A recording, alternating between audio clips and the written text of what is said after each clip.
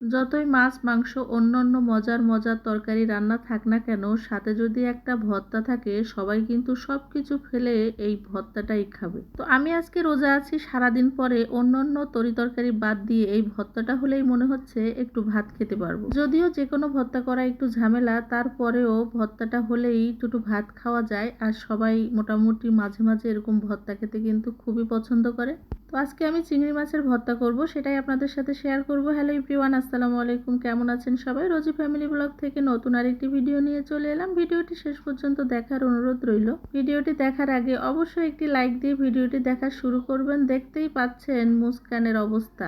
ইদানিং সে সাজুগুজু করতে ভীষণ পছন্দ করে। লিপস্টিক পাইলে আর উপায় নেই, তাকে দিতে হবে। আর দেওয়ার পরে তো সে একদম হাঁ হয়ে বসে থাকবে যদি লিপস্টিক পড়ে যায়, মানে মুছে যায়।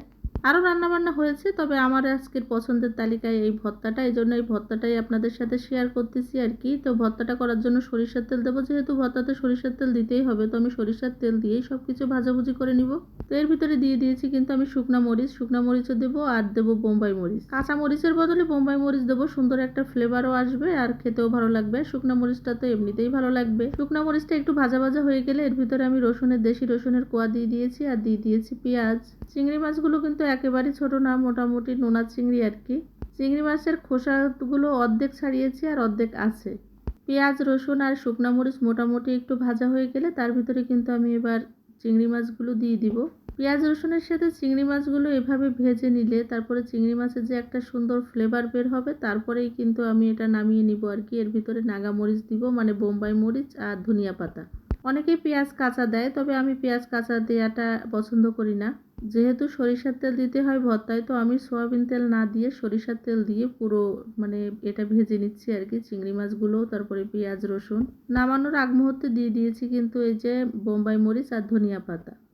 এটা আসলে ধনিয়া পাতা কাঁচা দিয়ে যদি বাটি, তো এর থেকে একটু পানি পানি বের হবে, যেটা আসলে মানে ভর্তাটাকে একটু পানসা করে ফেলে। এই জন্যই কিন্তু আমি ধনিয়া পাতাটা দিয়ে দিয়েছি কুচি করে। তবে এটা বেশিক্ষণ নাড়াচাড়া করব না, এখন কিন্তু এমনিতে দেখতে পাচ্ছেন একদম ভাজা ভাজা হয়ে গিয়েছে। আর চিংড়ি মাছটা কিন্তু একেবারে ভাজতে ভাজতে শক্ত করে ফেললে হবে না। তো ভাজা কমপ্লিট, এখন কিন্তু আমি এটাকে বেটে নেব। আর অবশ্যই শিলপাটায় বাটতে হবে, না হলে কিন্তু এই ভর্তাটা একদম খেতে ভালো লাগবে না। যে কোনো ভর্তা যেটা বাটতে হবে সেটা কিন্তু শিলপাটায় বাটলে কিন্তু ভর্তার স্বাদটা দ্বিগুণ হয়ে যায়। ভর্তাটা দেখতেই পাচ্ছেন, দেখতে যতটা লোভনীয় হয়েছে, খেতে কিন্তু তার চেয়ে বেশি স্বাদ হয়েছিল। যেটা আমি বলে বোঝাতে পারবো না। আপনারা অবশ্যই একটা বার হলো এভাবে ট্রাই করে দেখতে পারেন। বিভিন্নজন বিভিন্নভাবে চিংড়ি মাছ ভর্তা করে থাকে, তবে আমি এভাবে ভর্তা করি, আমার আম্মা এভাবে ভর্তা করে। ভর্তা তো ভর্তাই, ভর্তা সবার কম বেশি ভীষণ পছন্দ, সেটা তো বলার অপেক্ষা রাখে না।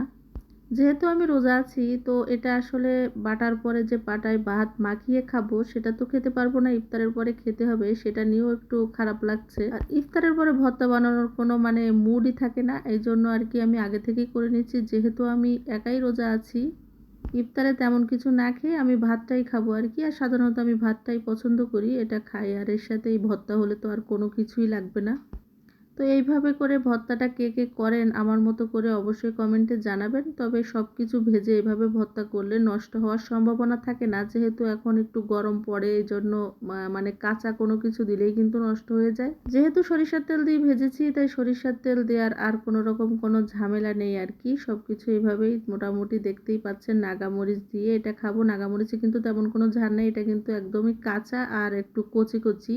নোনা চিংড়ি মাছের এই ভর্তাটা কেমন হয়েছে অবশ্যই কমেন্টে জানাবেন। ভিডিওটির কোথাও কোনো অংশ ভালো লাগলে লাইক কমেন্ট শেয়ার করে আমার পেজের পাশে থাকবেন। আজকে এ পর্যন্তই। ভালো থাকবেন, সুস্থ থাকবেন সবাই। আল্লাহ হাফেজ।